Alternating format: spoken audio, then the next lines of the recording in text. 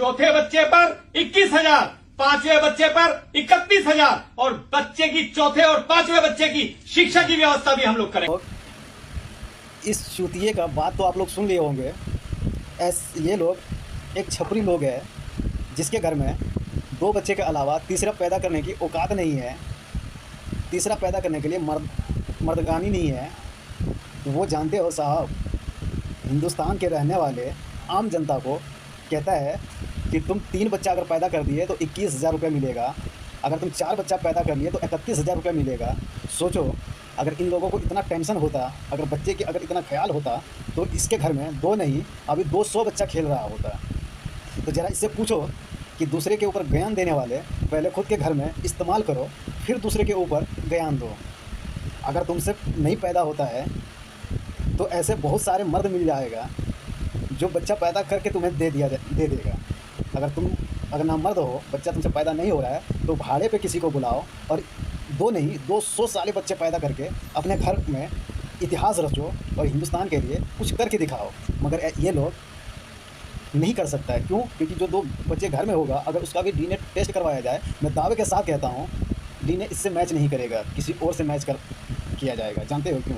क्योंकि ऐसे लोग जो नामर्द होता है वो अपने घर छोड़ के दूसरों को ज्ञान देता है। उसको पता होता है हमारे घर में जो 2 बच्चे आया है वो तो मेरा नहीं है, इसके कहूँ कि बच्चा पैदा करो।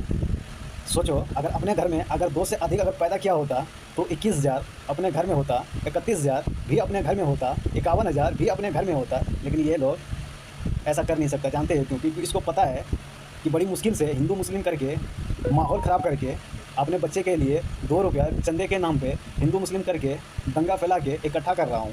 अगर 2 से अधिक अगर कर लूँगा तो मेरे बच्चे का भविष्य ख़राब हो जाएगा, मैं अपने बच्चे को सही से भविष्य नहीं दे पाऊँगा।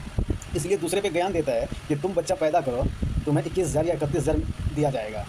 आप लोगों को शायद मालूम नहीं होगा, एक महिला गई थी इसके पास बच्चे को लेके, वो ये सोच के गई थी बेचारी कि कम से कम 31,000 और 21,000 52,000 रुपये मुझे मिल जाएगा। लेकिन जब महिला पहुंची पैसे लेने के लिए तो 52,000 छोड़ो, 52 पैसा भी ये बंदा नहीं दिया। जानते हो क्यों?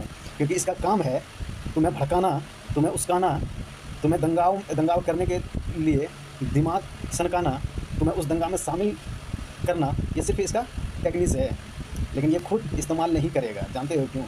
क्योंकि जहाँ माहौल ख़राब करना होता है उससे पहले ये सबसे आगे होगा ऐसे नामर्द लोग। और जब माहौल ख़राब करने का टाइम आएगा, जब हिंदू मुस्लिम करने का टाइम आएगा, जब किसी मस्जिद के छत पे चढ़ के मुजरा करने का टाइम आएगा, जब किसी मस्जिद के दरवाजे पे मुजरा करने का टाइम आएगा, जब किसी मुसलमान के घरों के ऊपर चढ़ के उसके इस्लामिक झंडा हटा के अपने धार्मिक झंडा लगाने का टाइम आएगा, तो ये लोग उस वक्त आगे नज़र नहीं आएगा। क्योंकि इन लोगों को पता है अगर मैं पकड़ा गया तो थूरा जाऊँगा, इसलिए ये लोग पीछे होता है। मार खाने वाला हमारे तुम्हारे जैसा मासूम लोग होता है और मार खिलाने वाला पीछे खड़ा होता है। फिर जब तुम मार खा के तुम केस अपने ऊपर लेके जब घूमते फिरोगे, फिर ये सामने आएगा हमारे बंदे को मारा गया, हमारे बंदे को पीटा गया, हमारे बंदे को ऊपर केस किया गया, ऐसा नहीं होना चाहिए, तो हम आंदोलन करेंगे, तो हम भूख हड़ताल करेंगे, तो हम रोड जाम करेंगे। ये करने के लिए आगे आएगा, लेकिन मार खाने के लिए, अपने ऊपर केस लेने के लिए कभी आगे नहीं आएगा। आगे किसको किया जाएगा? हमारे तुम्हारे जैसे लोगों को या हमारे तुम्हारे जैसे बच्चों को। तो ऐसे लोगों के बारे में आप लोग क्या कहना चाहोगे? पहले इससे बोलो। अगर तुमसे बच्चा पैदा ना हो रहा हो तो लेबर मिस्त्री लगाओ, सब 9 महीने में पैदा करता है। तुम अपने घर में हर महीने 1 बच्चा पैदा करो और तुम सबको 2 या 3 या 4 का ज्ञान दे रहे हो। मैं तो तुम्हें कहता हूँ 400 बच्चे तुम पैदा करो और भारत के लिए इतिहास रचो, भारत के लिए कुछ करके दिखाओ। आप लोग क्या कहना चाहोगे ऐसे आंदू पांडू के लिए? कमेंट बॉक्स में ज़रूर बताना। जय हिंद, जय भारत।